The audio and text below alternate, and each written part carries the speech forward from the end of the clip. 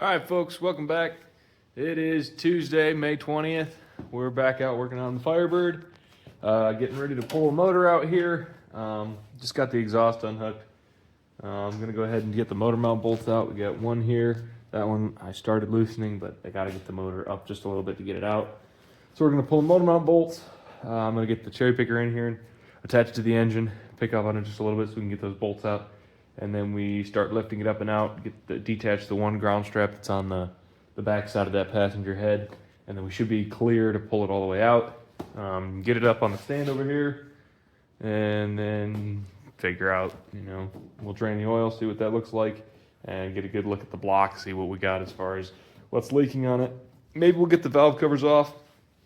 Take a look at the valve train. And maybe we'll get ambitious, take the intake off. And pull some of the lifters to see how they're holding up, because they are mechanical flat tappet lifters, and we've been having, and by we I mean everybody, has been having real bad luck with flat tappet lifters as of late, specifically the hydraulic flat tappet lifters. Since the pandemic, they've just been absolute garbage and just eating cams away and just destroying themselves. So we're gonna see what these flat tappet mechanical lifters look like after about 500 miles on them. So yeah, let's go ahead and get going, pulling them.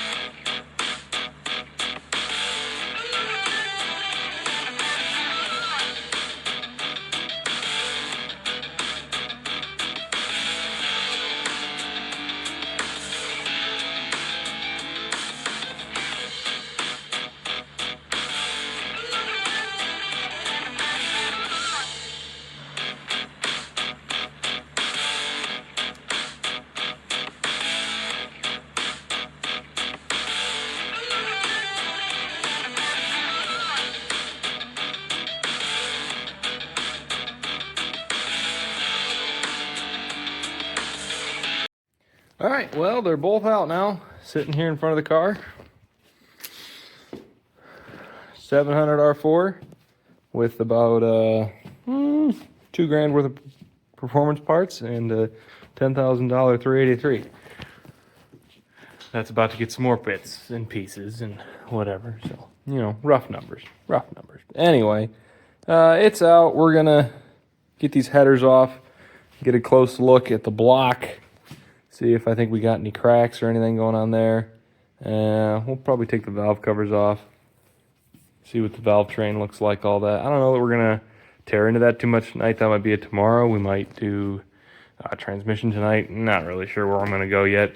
But I am going to get these headers off. So that's where we're going right now. Okay.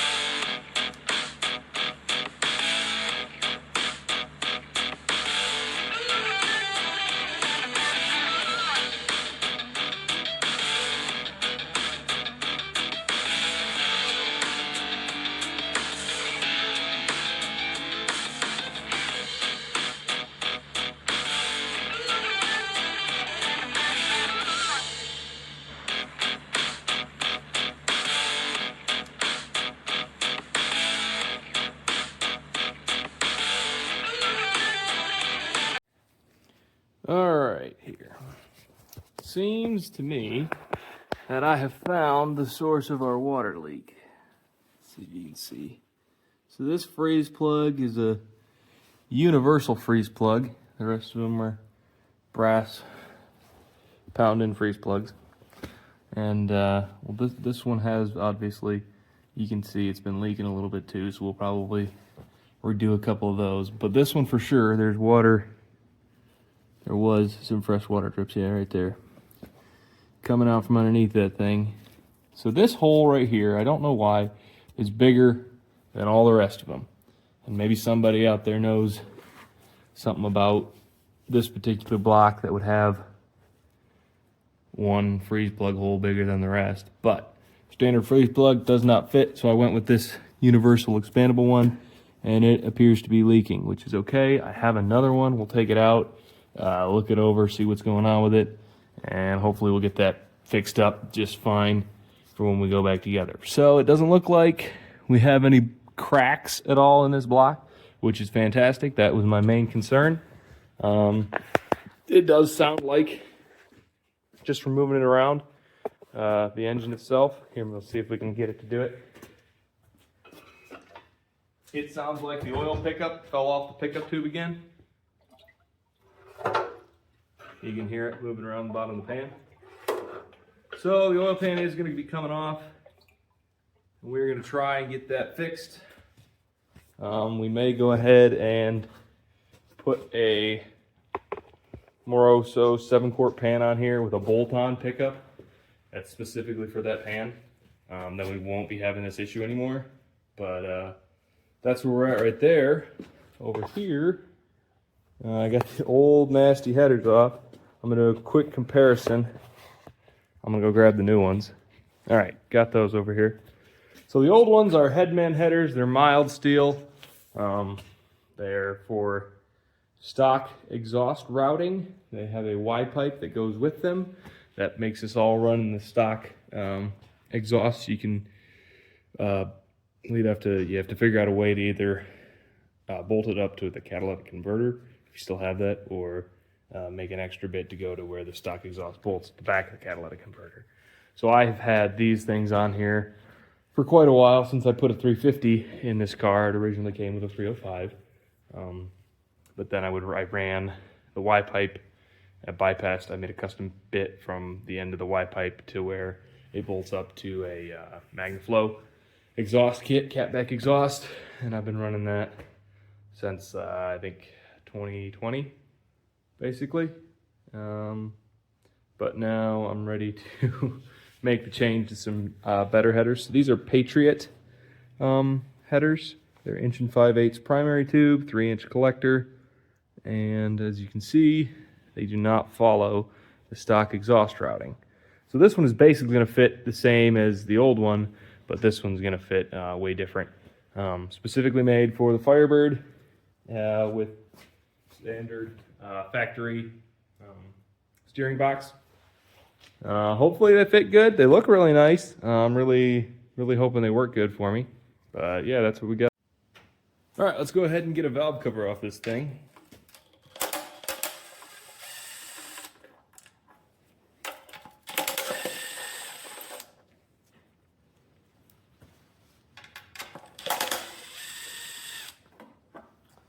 I've got ARP valve cover studs on this motor because it's a mechanical cam, so you do have to check valve lash on it every now and again. And I was worried about my valve cover studs snapping, so I wanted to get some high quality ones. ARP made some, so I bought that kit.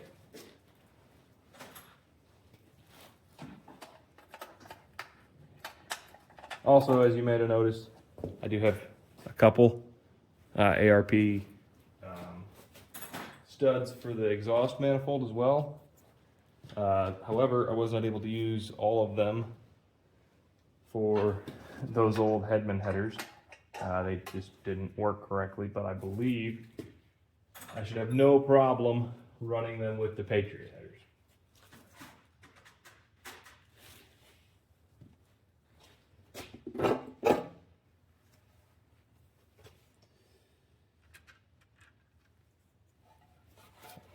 Baby.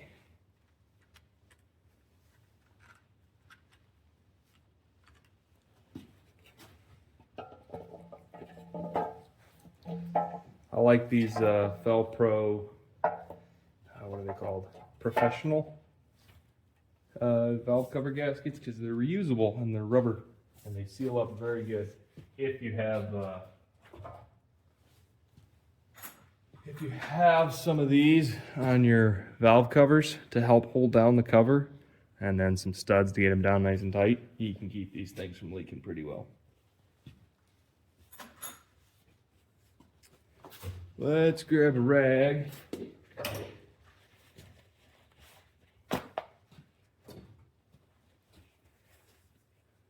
Wipe down the rail here.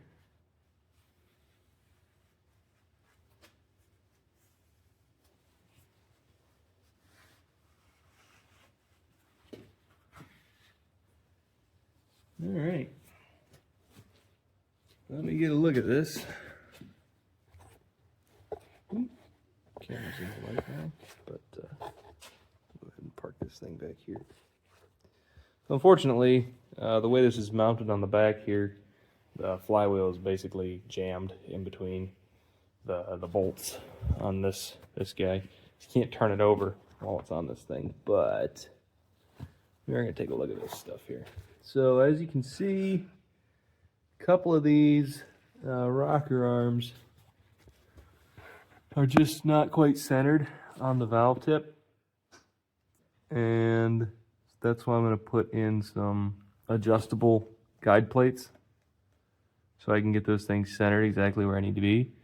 They are, as far as up and down or back and forth with the push rod length.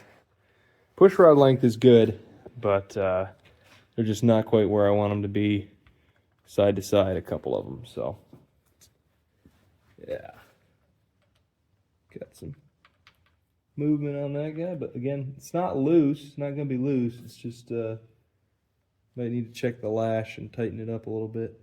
I have not had the valve covers off to adjust valve lash since when I put the engine in the car, which was after cam break-in. So you break in the cam without the inner springs, because these are a dual valve spring, and then after you broke the cam in, you disassemble all this stuff and put the center springs in, put it back together, and then run it. So I have not adjusted valve lash since I put the center springs in and put it in the car. So I'm sure it's going to be a little loose. Hopefully not too much, but we'll check that all out. Probably when it's back in the car, because I'm not going to be able to turn it over out here in this, but everything looks good up here. You know, it's not really like I was worried at all about seeing anything going on up top here. I do want to get the intake manifold off, but it is kind of a pain in the butt due to these coolant crossover bypass hoses. You have to take both of these off, spin out the T-joint, and then spin off the 90 elbow or the 45 elbow so that you can get the intake out. So it is a bit of a process, whatever. We'll see about getting there tonight or not, but I'll go ahead and take a peek in the other side and then probably get all this gasket material cleaned off the heads and maybe put the rest of the studs in and try on the Patriot headers and take a look at what that's going to look like.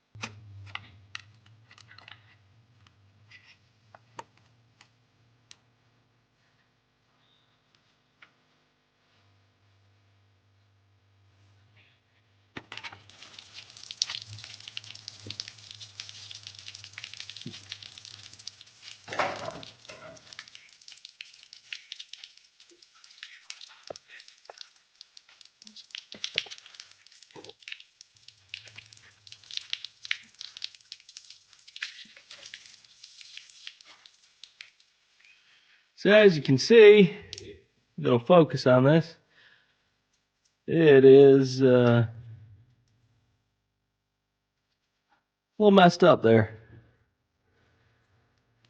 So it was leaking. Maybe from this paint right here. But see, right in there maybe.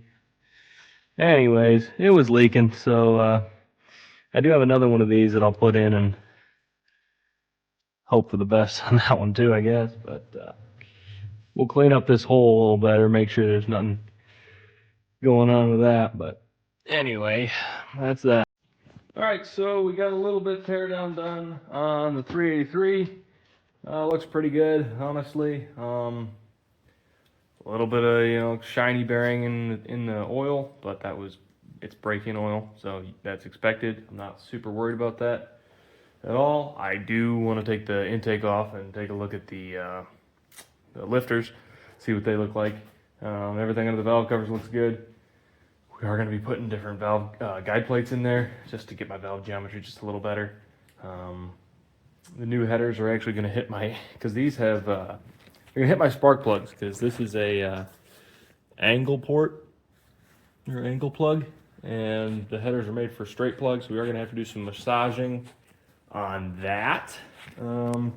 Figured out where the coolant leak was coming from. It's not a cracked block, so that is excellent. Just a freeze plug. So we'll be fixing that. The pickup tube sounds like it's in the bottom of the oil pan, which I welded the pickup tube to the pump. I'm not sure what's going on there. So pan's gonna have to come out. We're gonna have to fix that one way or the other somehow. So we'll do that. And then I think we're gonna take the intake off. We'll probably take the heads off. I'm gonna get new head gaskets just in case something's going on with these ones. Not sure. But it seems like there's a little bit of residue, oil residue, maybe a little bit of coolanty residue right along that gap between the heads and the block there. So I want to get those off and take a look at everything on the inside. Just make sure everything's looking good, put it all back together. So all in all, not a whole lot wrong with the 383. The main reason I pulled it was to find the coolant leak. Coolant leak was the freeze plug, and I would have had to pull it to look at this anyway because it's right behind where the motor mount goes. It's this guy right here, and the motor mount bolt's right there, and completely blocks off that. So it had to come out, probably a good thing. We're gonna be able to put the new headers on. We're gonna be able to put all the exhaust studs. These guys, use them finally, and get the guide plates in there. Just get a look, be a lot of help on this thing before we start putting, just start putting more stress to it, leaning on it a little harder. Yeah, so that's the motor, and that's going to be it for this video. Thanks for watching.